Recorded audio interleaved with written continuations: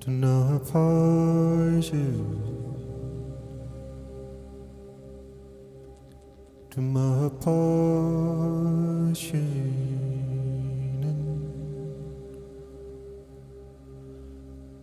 to my portion, some of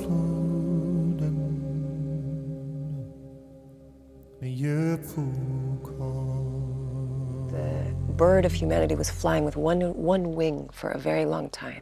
And that's why we've been flying in circles. And so now we're beginning to fly with the second wing.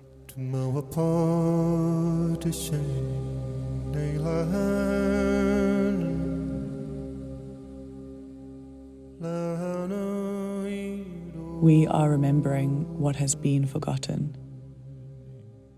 For centuries, we have lived within systems shaped by domination and disconnection, where patriarchal structures have severed us from the land, our bodies, and our ability to sustain one another in the vast web of life.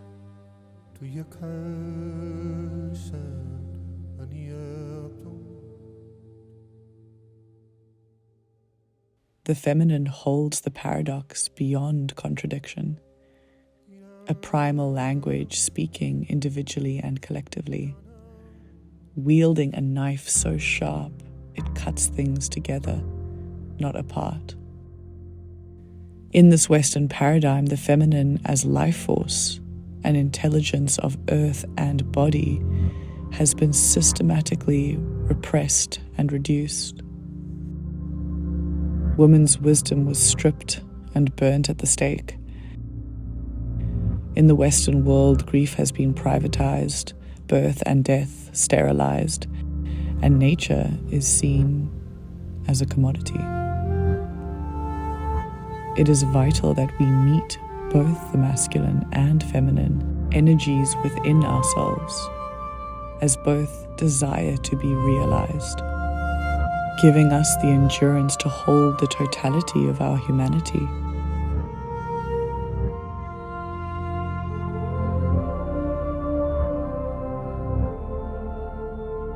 We have separated ourselves from the Great Mother, our giver of life. It is shown that what we do to the earth, we do to ourselves. Across the globe, there remains cultures that live in reciprocity and care. Everything we need to remember is as close as the soil beneath our feet, the breath in our lungs. The feminine intelligence is making its vital resurgence alongside the healing of the masculine. This synergy weaves itself through everything that we do. The form and formlessness, the yin and yang, a perfect dance.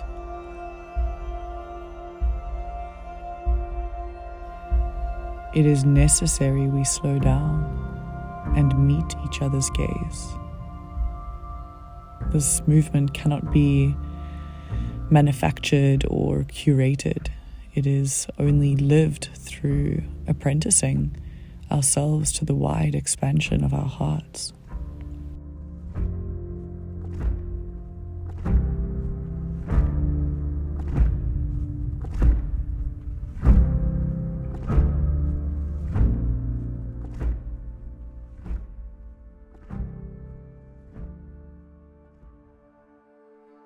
I think it's already in motion. It's about time. Men are remembering, but more importantly, women are remembering. And collectively, we are remembering how to honour the earth, honour the cycles, honour the seasons. A more mysterious form of intelligence. The kind that listens to subtle energies, that knows something and doesn't necessarily have to have a reason to listen to it, but feels it from a deeper place. The acknowledgement of feelings and emotions, the welcoming of them in spirituality, not as something that we need to disassociate or only witness, but actually listen to. Recently, over the last 20, 30 years, we've had a particular focus around the rise of the feminine, the descent of the feminine, and the reclamation of the goddess wisdom teachings. Well, in the feminine is the creative energy of the universe, at least in my culture. That is how it's recognized. It's called Shakti, the power of action. And the very name for nature is the first action, Prakriti, the one who creates. The feminine is creativity, violence is denying it.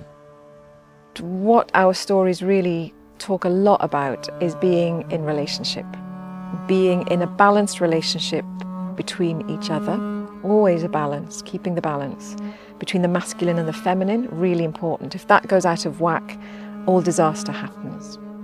And also being in relationship to the natural world, never taking more than you need, always giving back, always being in a process of reciprocity with the natural world, and also the other world, the beings of the other world, being in balance and in reverence with them, and acting wisely when interacting with the beings of the other world. So balance is a key thing.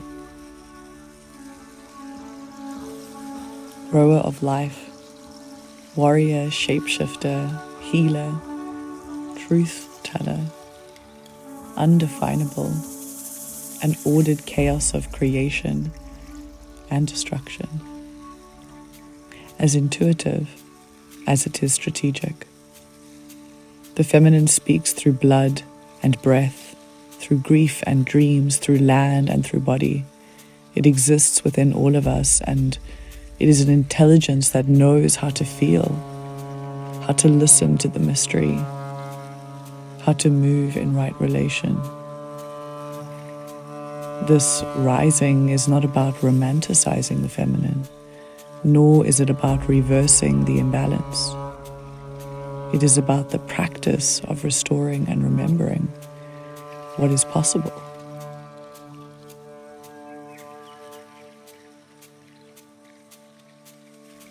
Maybe remind ourselves that every civilization that forgets the earth will inevitably suffer its own disappearance. This film is an offering to that remembrance, told through the stories of resistance, ritual, and reconnection.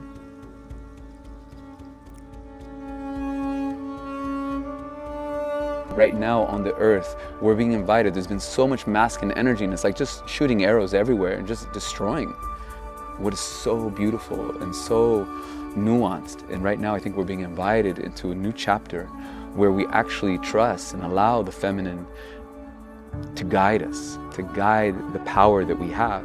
She gives us this ability to sense with extraordinary capacity and depth and dimension that is very much, I believe, an embodiment of the feminine itself. The masculine energy is also there. It can be present and it can bring that warrior nature, it can bring the connection, like when we are very tribal with the drum. But there's this balance that comes in the way music holds it, because even the drum, even the power of that masculine energy is held in service to music. And so when we orient our life to be in service to music, we're also in service to life.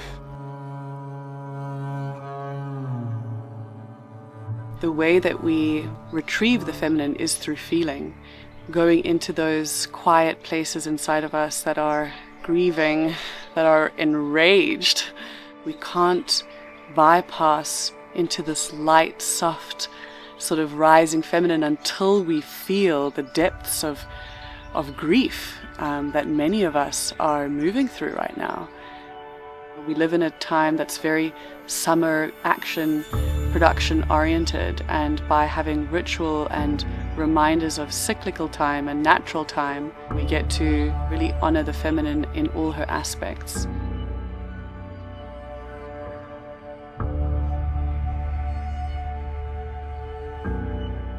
If we're going to have strong communities, we've actually got to come together and bring all we've got to the pot.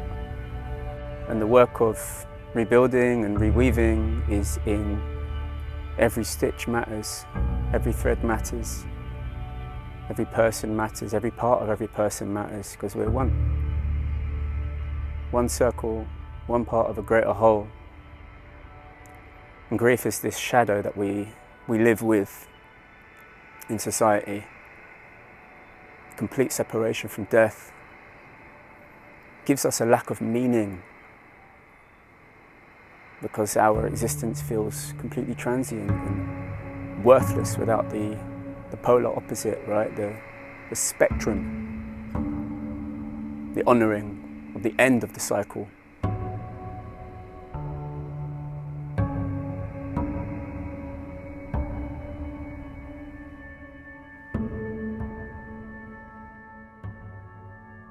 The descent of the feminine is less about the kind of goddess in a floaty veil, if you know what I mean by that, and more about practicalities. To get things done is to get things changed, to get past the trauma and start actually addressing real issues that affect real people, children, people in poverty, suffering everywhere. So it's less about the kind of self-empowerment and more about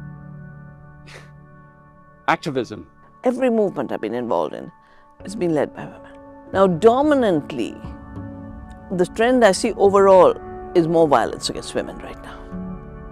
And yet, when you look at any change, I mean, 50 years I've been involved in the ecology movement. Every movement from the Chipko movement in the mountains of the Himalaya, beginning with the hugging the trees, each of these movements, the women have come out to lead a new peace with nature. Because it's all in them anyway. And when the lies are told, and they say this is a timber mine, the women rise up and say, oh, these are our mothers. They give us soil and water and breath. You can't destroy them. Where spirituality and a care for the world, an activism for the world, merge and meet, there we have some fertile ground to work with. It's necessary for us to have both energies, male and female. But the combination is really built on the female intention.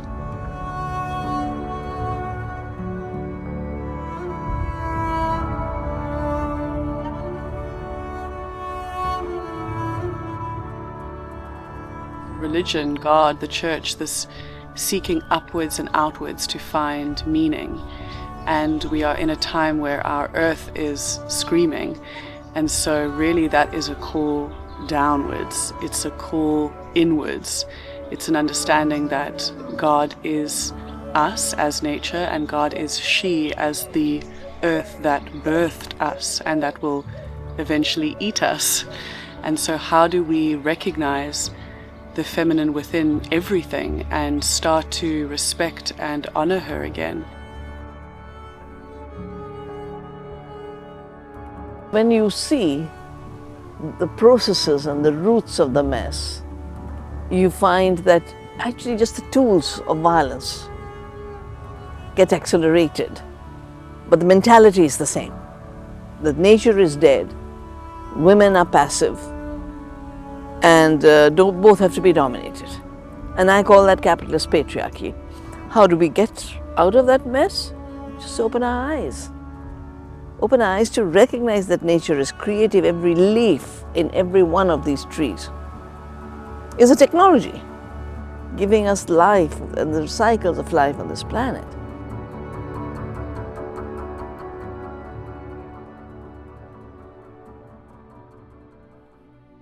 We cannot fall into the traps of supremacy either. Then we will be in the same place. As we reclaim the feminine within us, no matter our gender, we also have to have the reverence and the love and the respect for the masculine intelligence and begin to marry them inside of ourselves.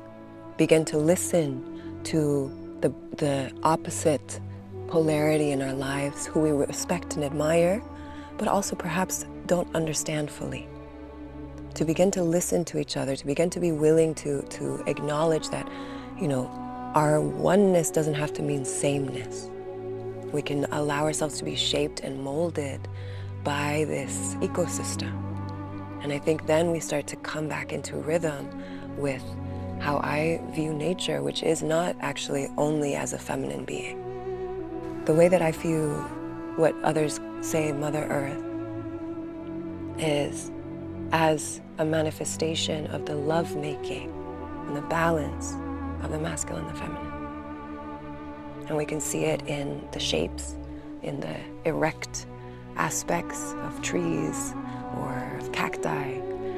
We can see the different manifestations in the flowers, in the softness of the wet earth, and some things that are also queering between all of those things, that are not one extreme or another. And so to me, that aspect also, it allows me to be both in the duality of like learning about these polarities, but not being limited and stuck.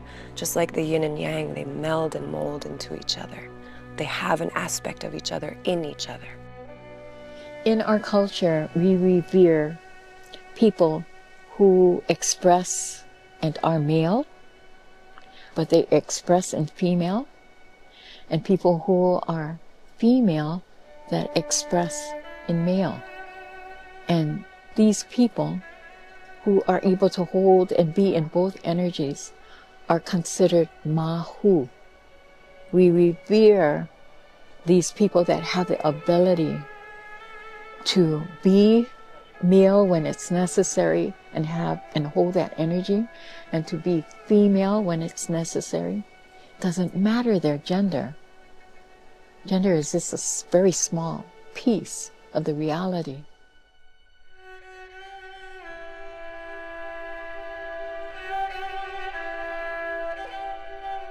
I think we underestimate just how harsh and detrimental our culture has been for men as well, to deny their feelings by going to war.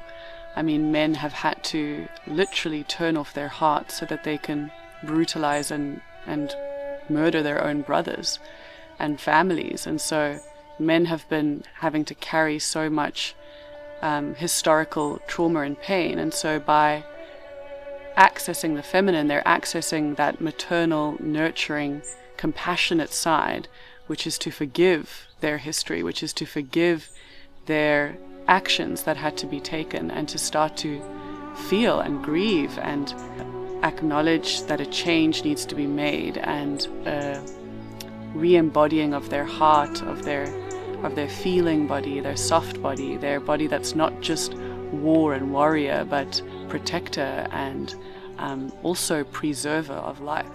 What we've seen of the masculine it's not actually even patriarchy. What would pater really be like? What would a real father be like?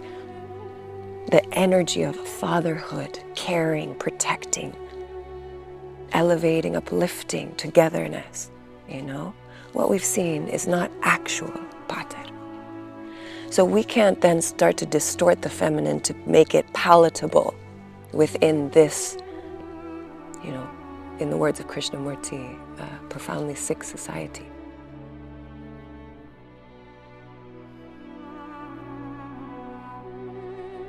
When women come into wholeness and when they forgive men truly, and they meet their brothers from that place of true unconditional love, they open the hearts of men.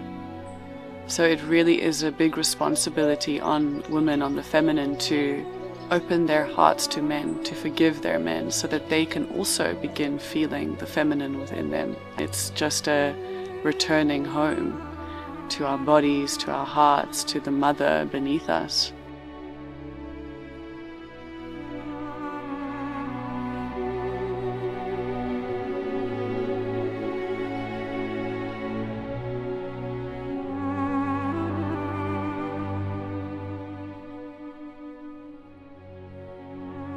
Community is about witnessing, and every rite of passage has to be witnessed.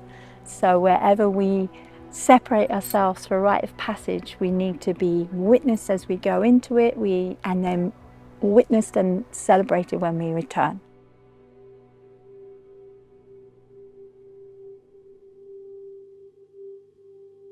The reality is that if a person is unheard and unseen, and a person's essence is untended, then that essence becomes repressed or hidden or denied over time, and shadows manifest. The ripples touch everybody, and it looks like surrender. It looks like not having to be first or having to look like you've got it right, like we've got it right.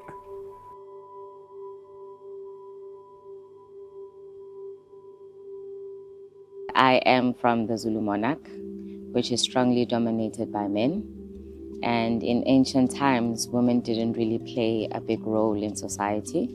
But I'm seeing a decolonization of men approaching us and asking for our advice and asking us to lend a helping hand and encouraging us to continue to do the work that we do. Whereas before, we'd have to do our work isolated without any support. You'd have to go to the mountains to go find a woman who's a healer because they were not allowed to be in society.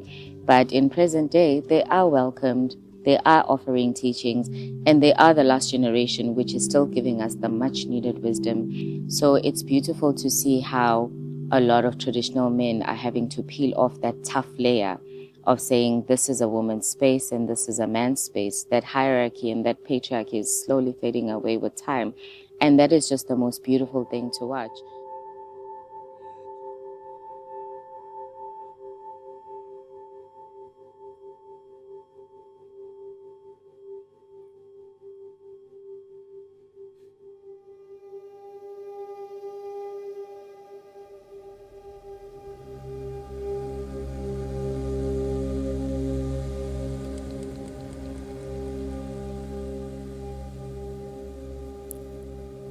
to know apart you, to know apart. So where I begin to find my roots in the feminine movement is about also matriarchal consciousness. Whether we have children or not, it lives here. If you have children, it's also an initiation to know it even deeper. Matriarchal consciousness is about the well-being, the care, and the love for all life. That is what the initiation into motherhood is about. It's not about a love for me and mine. It's literally an exorcism of selfishness. I think in its pure form, in its natural form. And I do still believe the same can be true, even if you don't have birth, even if you haven't given birth, and even if you don't give birth naturally. It can be true, because it's a wisdom that lives in the womb.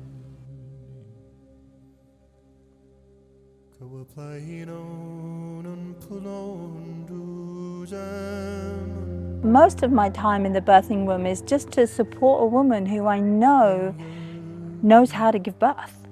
We don't have to tell her how to do it. We have to create the environment around her so that she can bring that feminine principle down and birth her baby. But right now, women don't believe they can do it. They've been so indoctrinated and coerced and groomed into believing their bodies don't work. That especially in the UK, we have the largest rise in cesareans. And my question is, where are all these feminine rising? Because a lot of them are lying down to be overrun by the system that is quite a patriarchal economic system of disempowering the feminine. We really need women to really embody it and walk it, especially in their feminine cycles.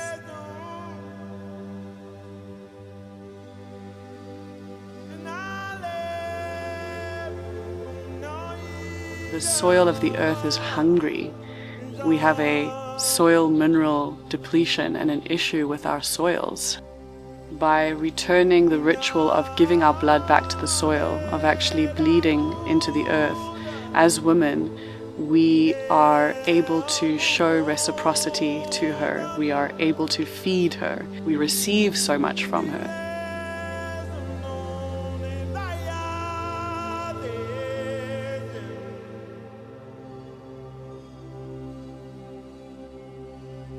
We are born into a blood mystery. Our first menstruation is a blood mystery. Our first sexual experience is a blood mystery, and our first birth is a blood mystery. And how we are met at birth is how we carry the kind of imprint or the story of each blood mystery. So how we are welcomed at birth, and the tenderness and the welcome and the gentleness then turns up at how we were met at our first menstruation, of our first sexual experience. And we call the birth like it's a reckoning of the feminine, and it's an altar of birth. And if we've not been welcomed at the altars of all these other rites of passage, then of course women don't have any inner guidance of how to be embodied in their birth, and then outsource it. When woman, which actually just by its word, woman, includes men, the mother includes the child of boy. You know, when a woman is whole, the mother can nurture the young. In matriarchal tribes, they say it simply means mother at the center.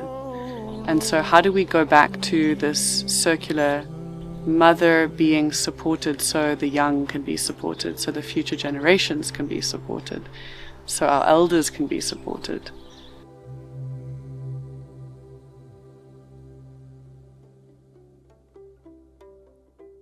I don't want to be a boss. I want to know what it would be like if success meant, how many times did I sit naked by the river feeding berries to my friends? Did I heal heartbreak and bring generational curses to their end? I want to know real wealth, laughter and wild gardens built by hand. I want the kind of intelligence birds have to cross oceans with no map. I don't want to be a boss.